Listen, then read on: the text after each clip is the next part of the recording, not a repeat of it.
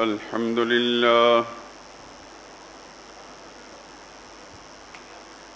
لله وكفى وسلام على عباده الذين اصطفى خصوصا على سيد الرسل وخاتم الأنبياء وعلى آله المجتبى وأصحابه الأتقياء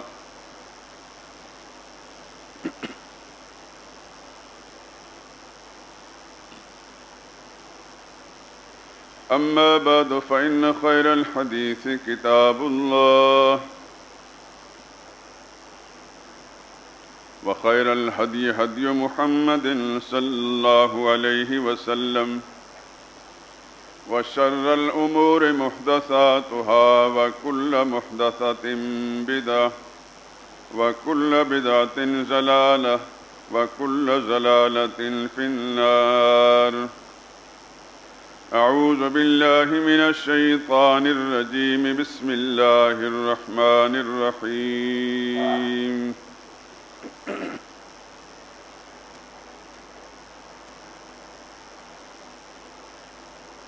وَلِلَّهِ غَيْبُ السَّمَاوَاتِ وَالْأَرْضِ وَإِلَيْهِ يُرْجَعُ الْأَمْرُ كُلُّهُ فَاعْبُدْهُ وَتَوَكَّلْ عَلَيْهِ وَمَا رَبُّكَ بِغَافِلٍ عَمَّا تَعْمَلُونَ.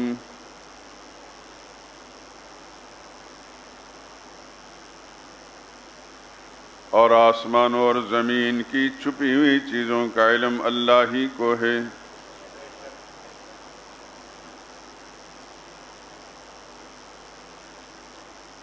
اور تمام چیزوں کا اختیار بھی اسی کی طرف لوٹتا ہے.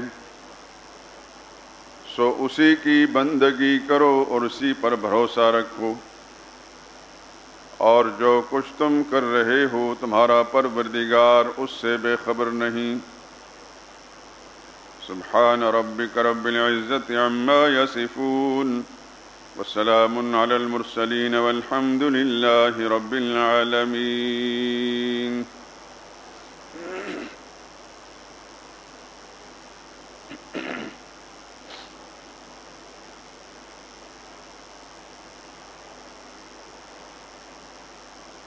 بزرگان محترم، برادران عزیز،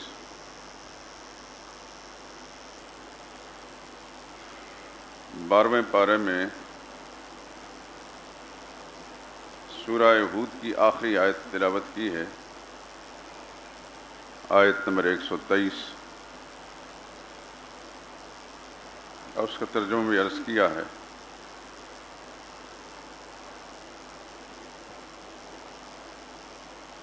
آج کی گفتگو بھی مربوط رہے گی اس سلسلے کے ساتھ جو تقریباً 2 جمعے پہلے سے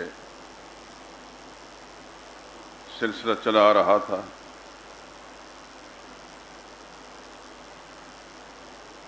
یعنی رمضان مبارک سے پہلے شعبان کے غالباً آخری ایام میں جو مضمون شروع ہوا تھا اللہ کی وحدانیت کا، یا دوسرے لفظوں میں کہہ لیں کہ مسائل دینیہ کا اصل الاصول، دین کا سب سے بڑا اہم اور بنیادی مسئلہ جس پر سارے اسلام کی عمارت قائم ہے، جو تمام انبیاء اکرام علیہم السلام کی دعوت کا مرکزی نقطہ ہے، اور تمام آسمانی اور الہامی کتابوں کا مرکزی مضمون ہے، جس پر اللہ تعالیٰ نے اس زمین و آسمان کے نظام کو قائم رکھا ہے، جس کے لیے پروردگار عالم نے زمین و آسمان بنائے ہیں. یہ بات آپ سن چکے ہیں قرآن کریم ہی کے حوالے سے. اس کے بعض اجزاء، اس مسئلے کے بعض اجزاء ابھی نامکمل تھے، اس لیے میں نے پھر سے چھیڑ دیا، اور اللہ کی توفیق شامل حال رہی تو انشاءاللہ اسے مکمل کرنے کے بعد میرے دل میں بھی یہ داعیہ پیدا ہو رہا تھا اور احباب کی خواہش بھی ہے کہ کچھ عرصہ پہلے ہم نے سرور کائنات حضرت محمد مصطفیٰ صلی اللہ علیہ وسلم کی سیرت طیبہ اور حیات مقدسہ کا جو مضمون شروع کیا تھا وہ ایک سلسلے پر آ کر رک گیا تھا، انشاءاللہ اسے دوبارہ شروع کریں گے، اور اس سے پہلے بہت ساری باتیں جو اس موقع پر ذہن میں نہیں تھیں بعد میں آئی ہیں، انشاءاللہ اس پر گفتگو کریں گے۔ اور مجھے اللہ کی رحمت سے امید ہے کہ اس سلسلے کو جب شروع کریں گے تو بہت سے فوائد جن کا تعلق مسلمانوں کے اس بنیادی اسلامی عقائد کے ساتھ ہے اس میں بھی فائدہ ملے گا۔ بس دعا فرمائیں کہ رب العالمین ہمارے ارادوں کو اپنی رحمت کے ساتھ آسانی کے ساتھ پائے تکمیل تک پہنچانے کی توفیق دے۔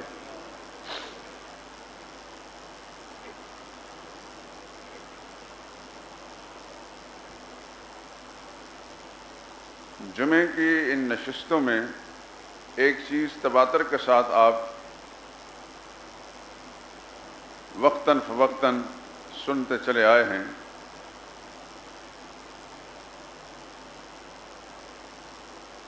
کہ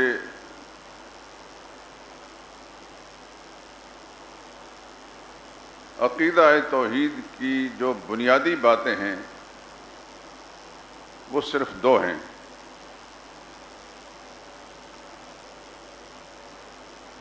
اور اللہ تعالیٰ سے دعا کرتا ہوں کہ میں سمجھانے میں کامیاب ہو جاؤں اور آپ پورے دھیان اور توجہ سے اس بات کو دل و دماغ میں بٹھا لیں، اور صرف بٹھائیں نہیں بلکہ اللہ کی دی ہوئی صلاحیتوں کو استعمال کرتے ہوئے اپنے حلقہ احباب میں، سب سے پہلے اپنے گھر میں، اپنے خاندان میں، پھر احباب تک یہ بات پہنچانے میں کامیاب ہو جائیں۔ وہ دو باتیں ہیں، اللہ کی قدرت اور اللہ کا علم۔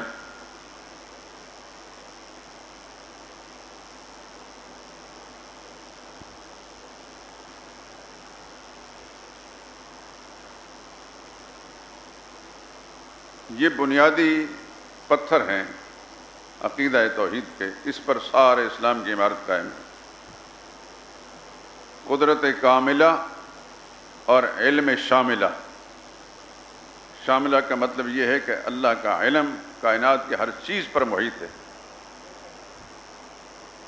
اور اللہ کی قدرت کامل ہے، اس کے سوا نہ کسی کی قدرت کامل ہے نہ علم شامل ہے۔ جس کے پاس جو قدرت ہے وہ اسی کی عطا کردہ ہے، اسی کی بھیک ہے، اور جس کے پاس جتنا علم ہے وہ بھی اسی کی عنایت ہے۔ لیکن علم کامل، علم شامل وہ صرف اللہ ہی کا ہے، اور قدرت کاملہ کا مالک بھی صرف اللہ ہی ہے۔ یہ آیت جو میں نے پڑھی ہے سورہ ہود کی آخری آیت، وَلِلَّهِ غَيْبُ السَّمَاوَاتِ وَالْأَرْضِ، یہ جملہ جو ہے اللہ تعالیٰ کے علم شامل کی طرف، کہ آسمان و زمین کے تمام چھپی ہوئی چیزیں جو اللہ ہی جانتے ہیں۔ اور دوسری بات، وَإِلَيْهِ يُرْجَعُ الْأَمْرُ كُلُّهُ، ہر چیز کا اختیار یعنی قدرت اور اختیار ہر چیز کا اللہ ہی کے پاس ہے۔ جب یہ دو باتیں صرف اللہ ہی کی ہیں تو اگلے جملے فرما فَاعْبُدْهُ، صرف اسی ہی کی بندگی کرو۔ جس ذات کی یہ دو صفات ہیں، قدرت کامل بھی ہے اور علم بھی کامل ہے، فَاعْبُدْهُ، اسی کی بندگی کرو، وہی عبادت کا حقدار مستحق ہے۔ وَتَوَكَّلْ عَلَيْهِ، بھروسہ کرنا تو صرف اسی کی ذات پر کرو۔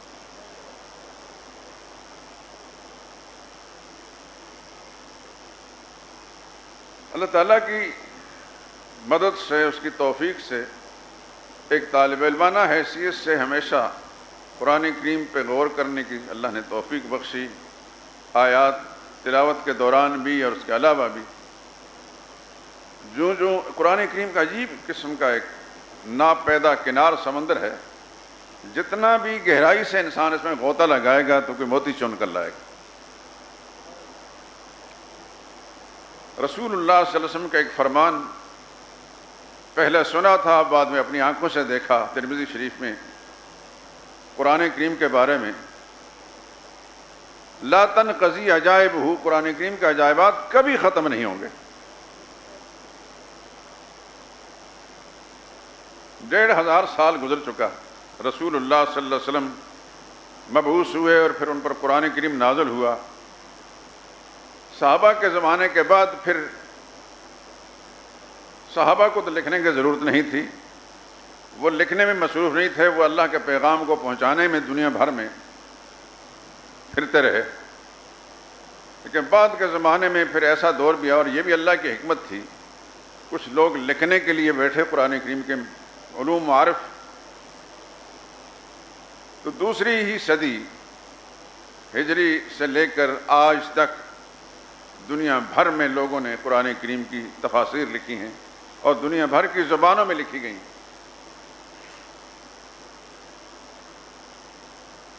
اور ہر مفسر نے جس قدر بھی اس سمندر میں غوطہ لگایا، کچھ موتی ہی چن کر لایا۔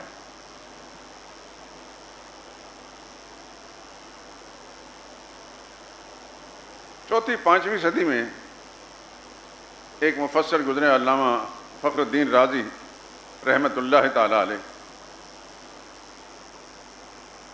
یہ بنیادی طور پر افغانستان کے کسی علاقے کے تھے، جیسے کہ امام اعظم ابو حنیفہ رحمہ اللہ بھی افغانستان ہی کسی کے علاقے کے تھے۔ ملا علی قاری رحمہ اللہ ہرات کے رہنے والے تھے۔ بڑے بڑے لوگ اس خطے میں رہے ہیں۔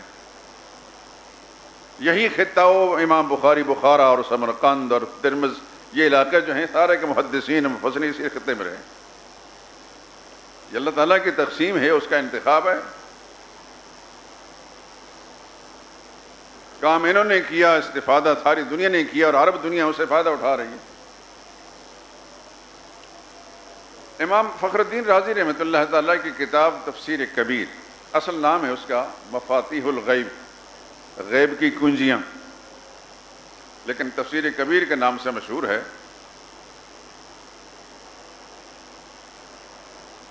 آپ حیران ہوں گے کہ صرف سورہ فاتحہ کی 7 آیتیں جو ہمارے ہر پڑھے لکھے ان پڑھ کو یاد ہیں، انہوں نے سورہ فاتحہ کے ان 7 آیات کی تفسیر لکھتے ہوئے 1000 مسئلے کا استنباط کیا ہے۔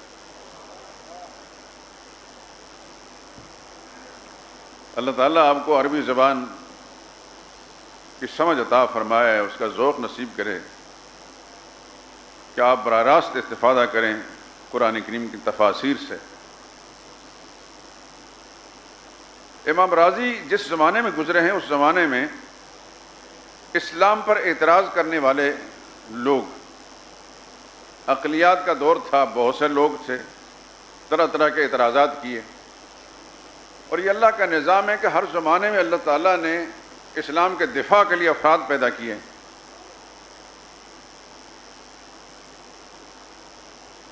اس زمانے میں جتنے اعتراضات بھی لوگ، امام رازی نے اپنی تفسیر کے اندر ان کا سب کا رد کیا۔ اور آپ حیران رہیں گے کہ ایک ایک اشکال کے جوابات 30 40 جوابات یہ کے بعد لکھے۔ اور کسی مقام پر امام رازی اپنے ایک خاص انداز سے یہ کہتے ہیں، دشمن کا مخالف کا اعتراض جو اسلام پر ہے، پیغمبر اسلام پر ہے صلی اللہ علیہ وسلم، اس کو نقل کرنے کے بعد فرماتے ہیں فَلَنَأْتِيَنَّكُمْ بِجُنُودٍ لَا قِبَلَ لَكُمْ، اب ہم دلائل کا لشکر لے کر تمہارے خلاف آ رہے ہیں کہ جن کا تم مقابلہ نہیں کر سکو گے۔ یہ اصل میں قرآن کریم کی اس آیت سے استنباط ہے جو حضرت سلیمان علیہ السلام نے ملکہ سبا کو پیغام بھیجا، اسلام کی دعوت دی، تو ملکہ سبا نے حضرت سلیمان علیہ السلام کے اس پیغام کی حقیقت معلوم کرنے کے لیے اپنے کابینہ کے لوگوں کا اجلاس بلایا۔ وہ ملکہ تھی ملک سبا کی، اور کہنے لگے انی القی الیہ کتاب کریم، میرے پاس ایک بڑا معزز خط آیا ہے کسی بادشاہ کا،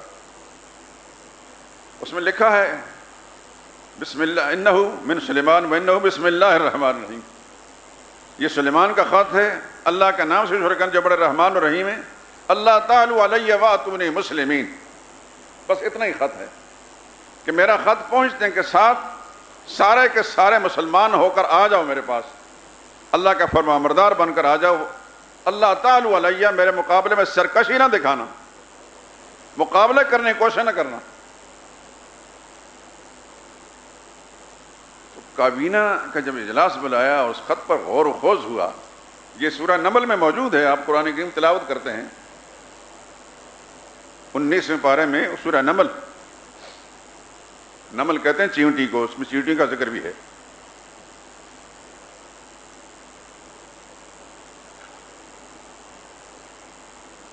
اللہ کی شان، کسی بھی چھوٹی سی چھوٹی مخلوق کی ادا اللہ کو پسند آئی، اللہ نے اس کے نام پر پوری سورت نازل فرما دی، سورۃ النمل،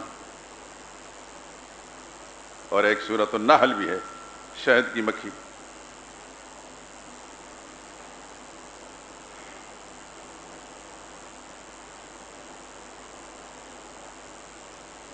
کابینہ کے لوگ آپ جانتے ہیں، اپنے زمانے کے حالات کو دیکھیں، خوش آمدی اور جی حضوری،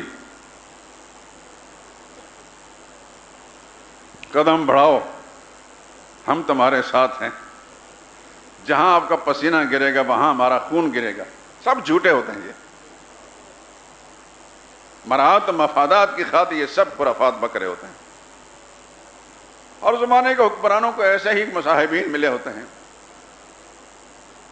ملکہ سبا کے جو ارکان دولت تھے، وزراء، وزیر مشیر تھے، انہوں نے کہا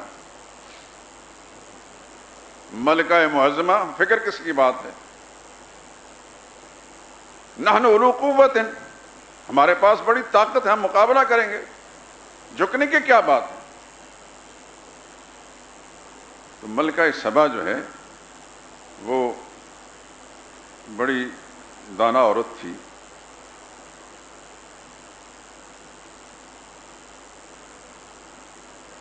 اس نے جو اپنے کابینہ کے لوگوں سے پوچھا، یا ایھا الملأ، وزراء صاحبان، چودھریوں، افتونی فی امری، میرے معاملے میں مجھے کوئی فتویٰ دو، یعنی کوئی رائے دو۔ ما کنت قاطعۃ امرا، میں حتمی فیصلہ نہیں کرتی، حتی تشہدون، جب تک تم موجود نہ ہو، تمہاری رائے کے بغیر میں کوئی فیصلہ نہیں کرتی۔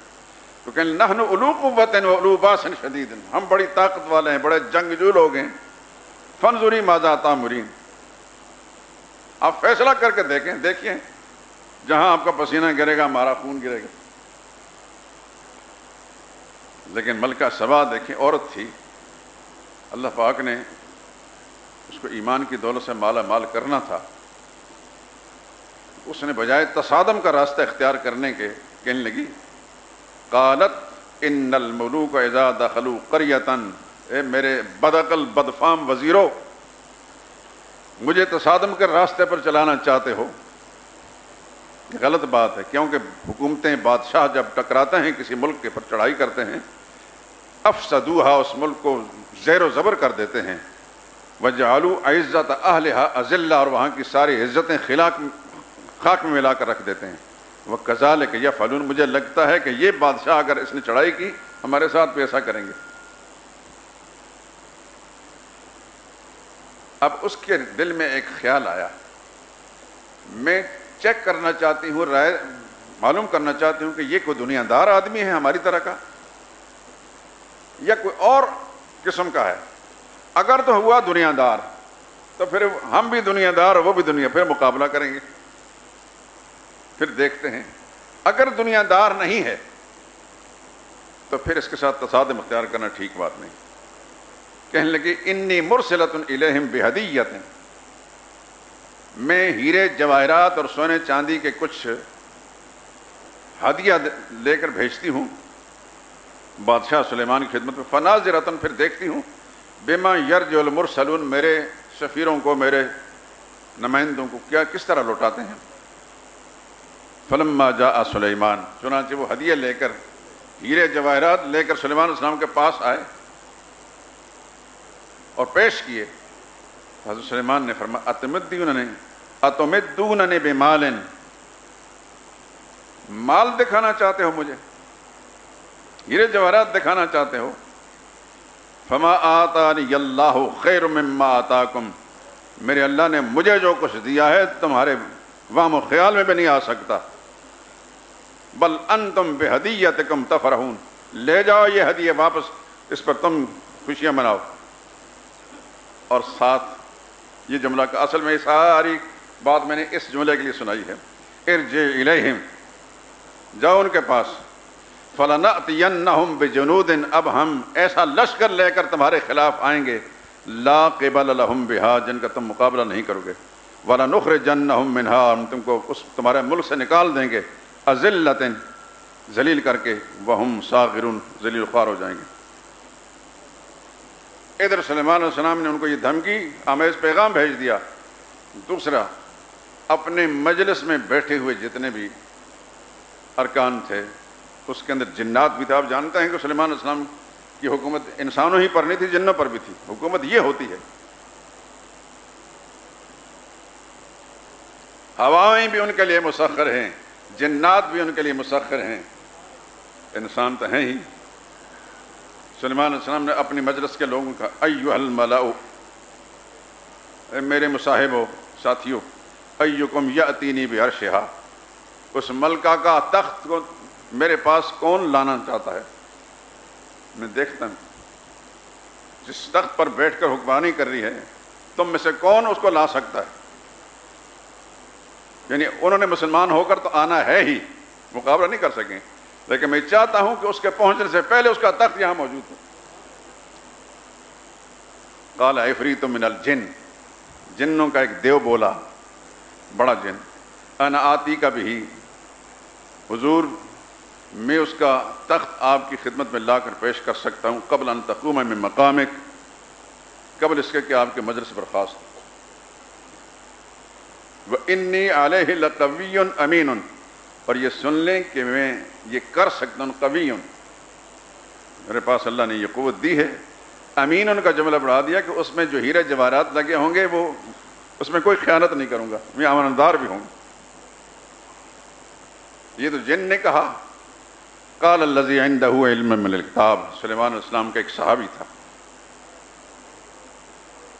انسان جس کو اللہ نے کتاب کا علم عطا فرمایا تھا، اور مراد یہ اسم اعظم کا علم، جیسے مفسرین نے لکھا ہے، انا آتی کا بھی، حضور میں آپ کی خدمت میں پیش کر دوں گا، قبل ان یرتد الیک طرفک، آپ آنکھ بند کر کے کھولیں گے، پلک جھپکنے سے پہلے پہلے آپ کی خدمت لا کر دیں گے۔ مجلس سے برخاست ہونے میں تو کچھ ٹائم لگ سکتا ہے، وہ زیادہ دیر لگتی ہے، میں پلک جھپکنے سے پہلے لا سکتا ہوں۔ یہ میں ڈائجسٹ نہیں سنا رہا دوستو، قرآن کریم کی آیتیں ہیں۔ بس اتنی بات کہنی تھی، فلما رآہ مستقرا عنده، سلیمان علیہ السلام آنکھیں بند کر کے دیکھا تو ملکہ کا تخت سامنے رکھا ہوا تھا۔ تو پھر کیا ہوا؟ پاکستانیوں کی طرح بھنگڑے نہیں ڈالے، ناچ نہیں کیا، چراغاں نہیں کیا، جشن نہیں منایا۔ یہ پیغمبرانہ شان ہے، اور نبیوں کے پیروکار بھی ایسے ہی ہوتے ہیں۔ قال ھذا من فضل ربی، حضرت سلیمان نے فرمایا میرے رب کا فضل ہے۔ لیبلونی ااشکر ام اکفر، میرا اللہ ہمیں آزمانا چاہتا ہے کہ ہم اللہ کا شکر ادا کرتے ہیں یا ناشکر ہیں۔ ومن شکر فانما یشکر لنفسہ، جو اللہ کے انعامات ملنے پر شکر گزار ہوتا ہے وہ اپنے بھلے کے لیے کرتا ہے۔ ومن کفر، اور جیسے ناشکری، فإن ربی غنی کریم، میرا رب غنی ہے، یعنی بے پرواہ، اس کی کوئی پرواہ بھی نہیں، بڑے کرم والا ہے۔ خیر ساری تفصیل چھوڑتا ہوں، میں نے صرف اس جملے کے لیے سارا قصہ آپ کو سنایا، فَلْنَأْتِيَنَّهُمْ بِجُنُودٍ، کہ ہم ان کے خلاف وہ لشکر لے کر آئیں گے جن کا مقابلہ نہیں کر سکیں۔